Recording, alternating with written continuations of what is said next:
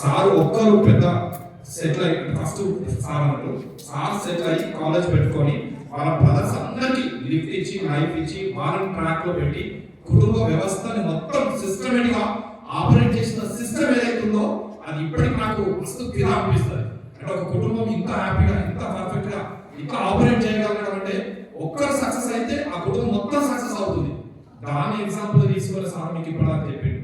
So మన life లో మన ఆలోచనని మనం కంట్రోల్ చేసుకోగలిగితే, మిమ్మల్ని మీరు మార్చుకోగలిగితే, బ్యాలెన్స్ చేసుకోగలిగితే ఆ వచ్చే సక్సెస్ ఏదైతుందో మిమ్మల్ని మీ కుటుంబాన్ని నెక్స్ట్ జనరేషన్ కూడా నిలబెడుతుంది.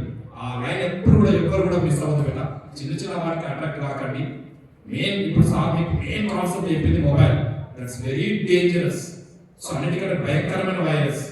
దాన్ని మాక్సిమం ఎంత అవాయిడ్ చేయగలిగితే చిన్న చిన్న ఈ చెడు ఆలోచనలు, అట్రాక్షన్ ఇవన్నీ మనకు ఎంత దూరం ఉంచుకోగలిగితే మీకు లైఫ్ లో అంత ఎత్తుకు ఉన్నతమైన శిఖరాలను మనం అధిరోహిస్తాం. దాంట్లో ఎటువంటి సందేహం లేదు. ఎన్ని ఎగ్జాంపుల్స్ ఇదే ఉంటుంది ప్రతి ఒక్కరి లైఫ్ లో జరిగేది.